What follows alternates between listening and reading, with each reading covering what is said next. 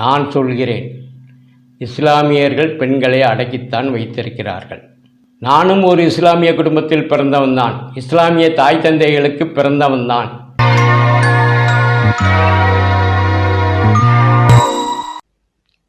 வணக்கம்.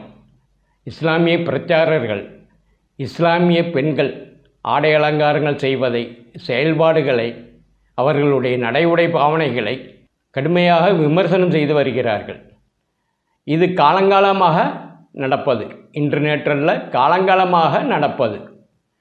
ஆண் பிரச்சாரர்கள் பிரச்சாரம் செய்வதை விட, பயான் செய்வதை விட பெண்கள் பயான் செய்தால் இன்னும் நல்லா இருக்கும் என்று அவர்களை அதிகம் பயன்படுத்துவார்கள்.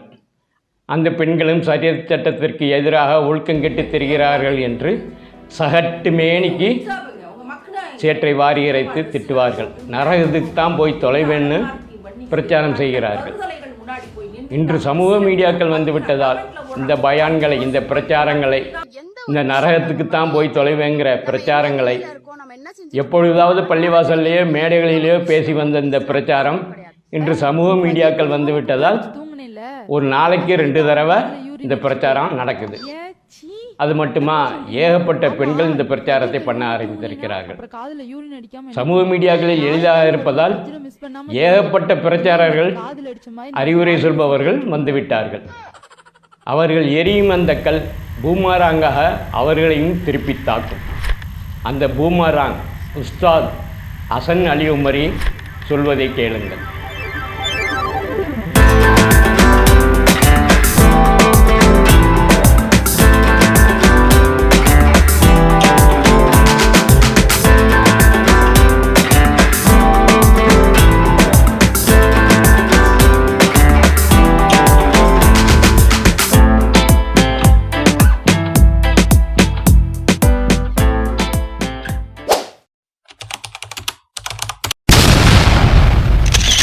ஆயிஷா ரதியல்லாஹு அன்ஹா தாவா செய்தார்கள். பல ஆயிரக்கணக்கான ஹதீதுகளை அறிவித்தார்கள். அதற்காக பெண்களும் சமூக ஊடகத்தில் ஆண்களைப் போல தாவா செய்யலாம் என்று ஆதரிப்போருக்கும், அல்லது பெண்களாகிய நாமும் ஆண்களைப் போல தாவா செய்வோம் என்போருக்குமான அழகான பதில். 1. ஆயிஷா ரதியல்லாஹு அன்ஹா அவர்களிடத்தில் சஹாபாக்கள், தாபியீன்கள் ஹதீஸ்களையும் மற்றும் மார்க்க தகவல்களையும் கேட்டார்கள். ஆனால் எப்படி கேட்டார்கள், திரைக்கு அப்பால் இருந்துதான் கேட்டார்கள் என்பதற்கு தெளிவான சான்றுகள் உள்ளது. இன்று மீடியாக்களில் தாவா செய்கின்றோம் என்ற பெயரில் முகத்தை காட்டி செயல்படுபவர்களுக்கும் ஆயிஷா ரதியல்லாஹு அன்ஹா அவர்களின் நடைமுறைக்கும் கடுகளவும் சம்பந்தமில்லை. எனவே இதனை ஆதாரமாக காட்டுவது தவறாகும். 5. எண்ணம் சரியாக இருந்தால் மட்டும் போதாது, வழிமுறையும் சரியாக இருக்க வேண்டும். உஸ்தாத் ஹசன் அலி உமரி ஹஃபதஹுல்லாஹ். பெண்கள் ஆண்கள் மத்தியில் பிரச்சாரம் செய்ய வேண்டுமென்றால், ஆண்கள் நிறைந்துள்ள கூட்டத்தில் பிரச்சாரம் செய்ய வேண்டுமென்றால் திரைமறைவில் இருந்துதான் பிரச்சாரம் செய்ய வேண்டும். இப்படித்தான் நீண்ட காலமாக நடந்து வந்தது. பள்ளிவாசலில் பிரச்சாரம் பண்ணும்போது கூட திரைமறைவில் நின்றுதான் பிரச்சாரம் செய்தார்கள். மைக்கும் ஒளிபெருக்கும் வந்த பிறகு ஆண்கள் மத்தியில் இல்லாமல் பக்கத்தில் உள்ள கட்டடத்தில், ஆண்கள் இல்லாத கட்டடத்தில் இருந்து கொண்டு பயான் செய்வார்கள். இதுதான் சரியத்துடைய ஒழுக்கம், ஒரு பெண்ணுக்கான ஒழுக்கம். இன்று அப்படியா நடக்கிறது? முகம் காட்டித்தானே பேசுகிறார்கள், அழகு காட்டித்தானே பேசுகிறார்கள். சோசியல் மீடியாக்கள் மக்களை மடைமாற்றுகிறது, இளைஞர்களை சீரழிக்கிறது, மார்க்கத்திற்கு எதிரான ஒழுக்கங்களை வளர்க்கிறது. இப்படியெல்லாம் கூவிக்கொண்டிருந்தவர்களெல்லாம் இன்று சோசியல் மீடியாக்களில் ஐக்கியமாகிவிட்டார்கள். நாங்கள் மார்க்கத்தை தான் பரப்புகிறோன்னு அழகு காட்டுகிறார்கள். இவர்கள் மட்டுமல்ல, கம்யூனிஸ்டுகள், புரட்சியாளர்கள், முற்போக்காளர்கள் என்று சொல்லி கொண்டு இருந்தவங்களாம் இன்னைக்கு சோசியல் மீடியாவில் குடியிருக்கிறார்கள். பொதுவாக ஒரு செயலை பற்றி, ஒரு நிகழ்வுகளை பற்றி, ஒரு பண்பாடை பற்றி விமர்சிப்பது தவறில்லை. ஆனால் குறிப்பிட்ட ஒருவரை குறித்து தாக்கினால், விமர்சனம் செய்தால், கண்டித்து பேசினால் அது அத்துமீறல். அந்த அத்துமீறலை இந்த சபரிமலா பாத்திமாவும் தீனுல் ஆகிராவும் செய்ததால் அவர்களை மட்டும் இந்த வீடியோவில் குறிப்பிட்டு சொல்லியிருக்கிறேன். நீங்க ஒரு முஸ்லீம், உங்க பிள்ளைகளுக்கு என்ன தருதலை தரத்தை சொல்லி தருவீர்கள்? இதைத்தான் சொல்லி தருவீங்க. வேட்டியும் சட்டையும் போட்டுக்கொண்டு ஆம்பளை மாதிரி டான்ஸ் ஆடுறாளுங்க. நான் டப்பா உரசிட்டு தான் பின்னாடி உட்கார்ந்துருக்கான். விளக்கு என்ன விளக்கமாறுகளா? இந்த படத்தை காட்டி நான் சொல்றேன், செருப்பால் அடிப்பேன். இதுக்கு பேர் மீடியா விபச்சாரம். என் பிள்ளைகளுக்கு எதுவுமே தெரியாதுங்க, நான் தாங்க சொல்லி கொடுப்பேன். அப்ப விளக்க மாத்திர ஒன்னதான் வெளுக்கணும் முதல்ல. இப்போ அந்த அம்மா தருதலைக்கும் சேர்த்து தான் சொல்றேன். பேசக்கூடாது. பேசினா என்ன செய்வோம்? செருப்பால் அடிப்போம். வாய் இருக்குங்கிறதா பேசிட்டு இருக்கீங்களா? வெளுத்து விட்டுருவோம். வெளுத்து ராஸ்கல்ஸ். ஓப்பனா அறிவிக்கிறோம், நீங்க முஸ்லிம்ஸ் கிடையாது. உனக்கு நாக்குல என்ன இருக்கணும்? இஸ்லாம் இப்படித்தான் அடக்கி வச்சிருக்கு. இஸ்லாம் இன்னும் பெண்களுக்கு சுதந்திரம் கொடுக்காம தான் இருக்கு. இன்னும் நிறைய பேர் எங்களுக்கு தெரிஞ்சவங்களே இந்த அடக்குமுறைக்குள்ள இருக்கிறாங்கன்னு ஒரு ஸ்டேட்மெண்ட்ட சொல்றீங்கல்ல, அது சொல்றதுக்கான தைரியம் உங்களுக்கு எப்படி வந்தது? உங்களெல்லாம் இப்படி வாய்க்கு வந்ததை பேச விட்டுட்டு உங்க ஊர் ஜமாத் தலைவர்கள்லாம் என்ன செய்யறாங்கன்னு தெரியல. முதல்ல உங்க ஊர்ல ஜமாத்னு ஒண்ணு இருக்கான்னு தெரியல. இருந்தா அவங்க எல்லாம் கூப்பிட்டு கண்டிப்பாங்க. बम्म बम्म ता तैय तैय तक दिनक दिनक तोम भजम हरे दितनत नत नत दितोम तोम तै तै गणपति नाम अननादं विभुं विश्वनादं जगन्नादनादं सदानन्दपादम्. அதுல என்ன வார்த்தைகள் இருக்கு, அது என்ன சொல்லுதுன்னு உங்களுக்கு தெரியுமாமா? நீங்கள் ஒரு முஸ்லீமா? எந்த விதத்துல ஒரு முஸ்லீம்? ऐगिरि नन्दिनि नन्दित मेदिनि विश्व विनोदिनि नन्दनुते गिरिवर विन्य शिरोदिनि वादिनि जिष्णु विनाशिनि विष्णुनुते मलर्मादिन् कान्तन् वसुदेवात्मजन् पुलर्काले पाडि कुഴലൂതി ചിരുചീലേ നോക്കിലുങ്ങും കാഞ്ചന ചിലമ്പിട്ടോടി വാക്കണി കാണാൻ കണി കാണും നേരം കമലനേത്രന്റെ നിറമേഴും മഞ്ഞത്തുകിൽ ചാർത്തി കനകക്കിങ്ങിണി വളകൾ മോതിരം അണിഞ്ഞു കാണേണം ഭഗവാനെ അണിഞ്ഞു കാണേണം ഭഗവാനെ അണിഞ്ഞു കാണേണം ഭഗവാനെ. இறைவன் பிடரி நரம்புக்கும் பக்கத்தில் இருக்கிறான் அப்படிங்கிற குரானாயத்தை விடவா உங்களுக்கு இந்த உலகத்துல ஆற்றல் தரக்கூடிய பாடல் வரிகள் இருந்துற போது? செருப்பால் அடிப்பேன், விளக்கமாத்தால் அடிப்பேன். உனக்கு என்ன தைரியம் இருக்கும் இப்படி மிரட்டுறதும்? ஜமாத்தெல்லாம் என்ன செய்கிறாங்க, இதை பார்த்துக்கிட்டு வேடிக்கை பார்க்குறாங்களான்னு தூண்டி விடுறதும் செய்ததால் இவர்களை மட்டும் இங்கு குறிப்பிட்டுள்ளேன்.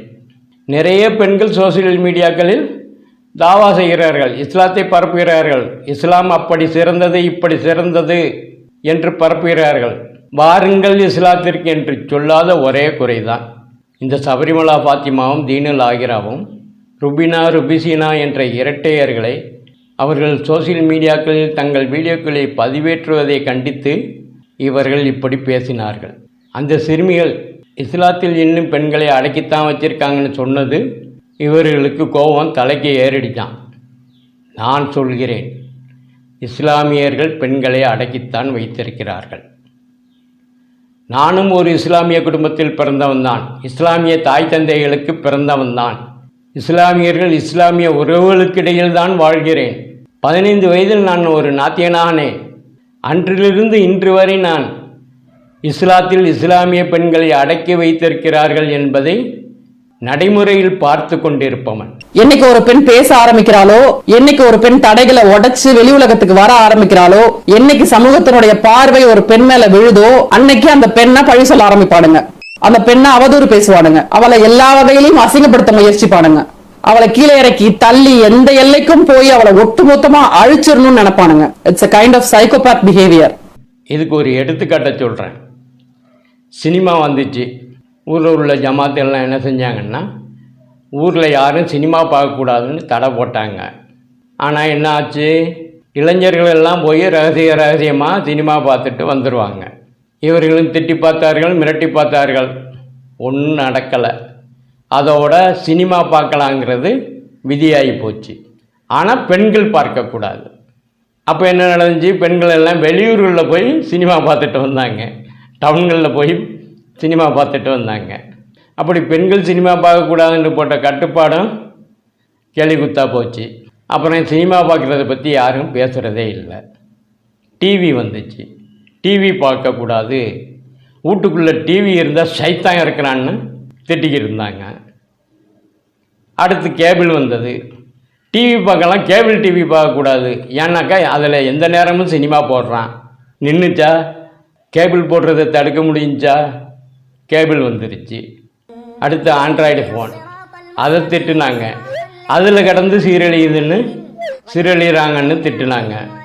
தடுக்க முடிஞ்சா? இது அவங்கவுங்க பாக்கெட்டில் வச்சுக்கிறது இல்லை, ரகசியமாக எங்கே வேணாலும் வச்சுக்கலாமே. ஆண்ட்ராய்டு ஃபோன் வந்த கையோட சோசியல் மீடியாக்கெல்லாம் வளர ஆரம்பிச்சிச்சு. இன்ஸ்டாகிராம், ஃபேஸ்புக், யூடியூப், அதில் நிறைய வீடியோக்களை பார்த்தாங்க. பார்த்தது மட்டும் இல்லை, அதில் அவங்கவுங்களும் அவங்களுக்கு பிடிச்சமான வீடியோக்களை ஆடி பாடி வீடியோ எடுத்து போட ஆரம்பிச்சிட்டாங்க. இப்போ இதை எப்படி தடுக்க முடியும்? ஊருன்னா ஊர் கட்டுப்பாடு போட்டு தடுக்கலாம். நகரங்களில் எப்படி தடுப்பது? கிராமங்களே நகரங்களாகிடுச்சு.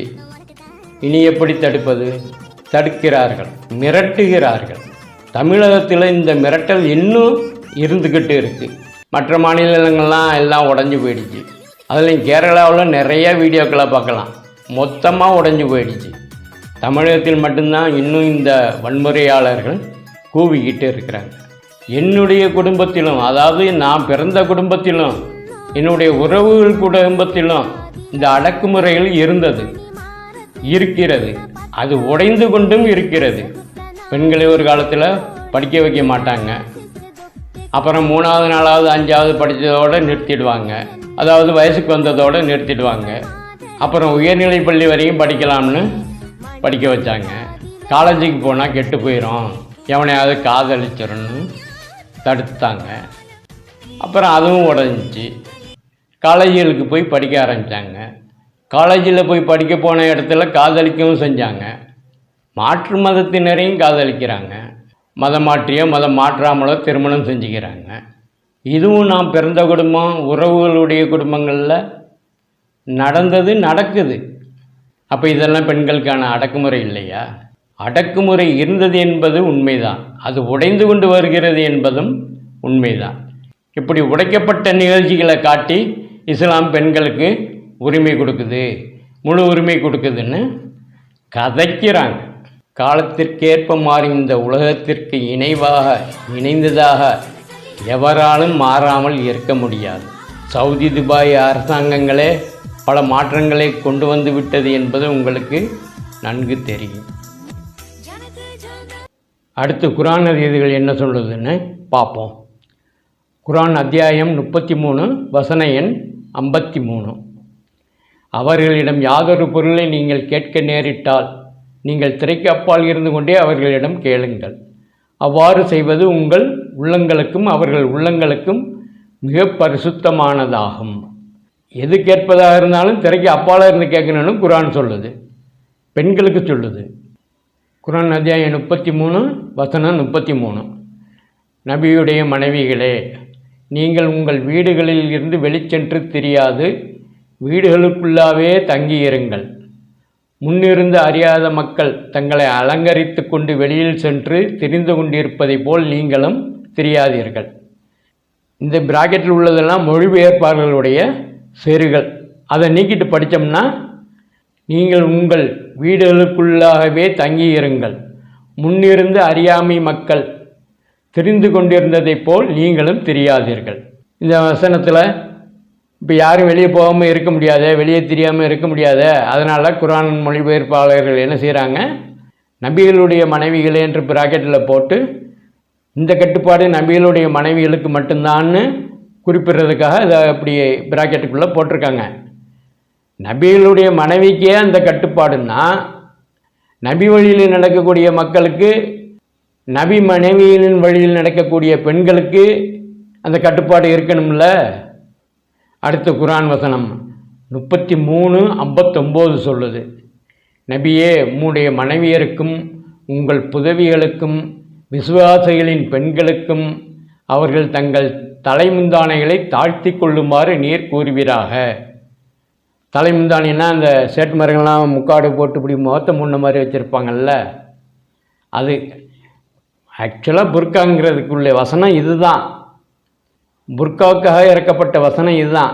அதாவது தலை முக்காடை இழுத்து முகத்துக்குள்ளே இப்படி இழுத்து போட்டுக்கணும்.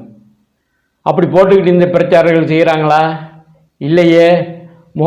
இப்படி முடி தெரியாமல் கட்டிட்டாக்கா அதுதான் சரியத்துங்கிறாங்க. குரான் சொல்கிறது சரியத்தா, இவர்கள் சொல்கிறது சரியத்தா?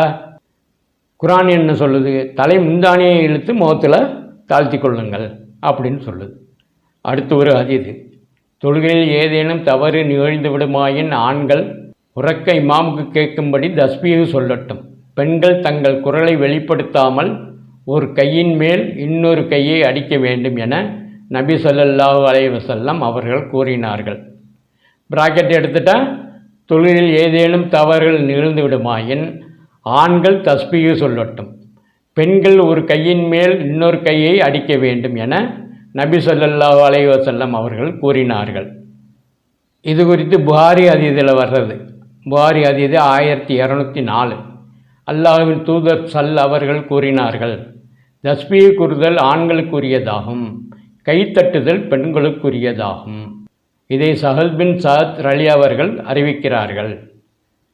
இதே மாதிரி புகாரி 1203லையும் வருது.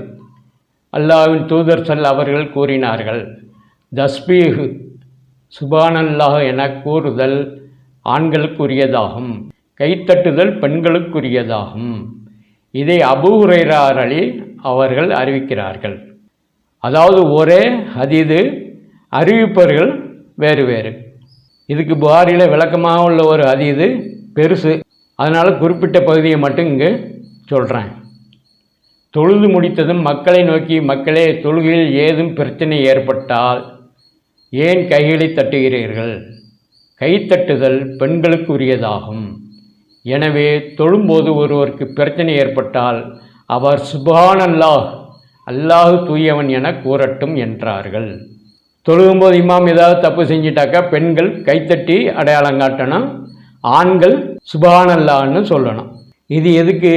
பெண்களுடைய குரல் அங்கே ஒலிக்கக்கூடாது, சபையில் வரக்கூடாது. பெண்களுடைய குரலே சபையில் வரக்கூடாதுன்னா, கேட்கக்கூடாதுன்னா, பிரச்சாரம் பண்ணும்போது மேடையில் ஏறி நின்றுக்கிட்டு அத்தனை ஆண்கள் முன்னாடியும் அந்நிய ஆண்களுக்கு முன்னாடி பேசுவது சரியத்துப்படி கூடுமா? சொல்லுங்கள் சபரிமலா ஃபாத்திமா, தீனுல் ஆகிரா, சுல்தானா பர்வீன், சொல்லுங்கள், கூடுமா கூடாதா? ஹராமா ஹலாலா? இந்த சபரிமலா தீனுல் ஆகிரா எறிவது கல் இல்லை, பூமராங். அது அவர்களுக்கே திரும்பி வரத்தான் செய்யும். நன்றி. மனசில்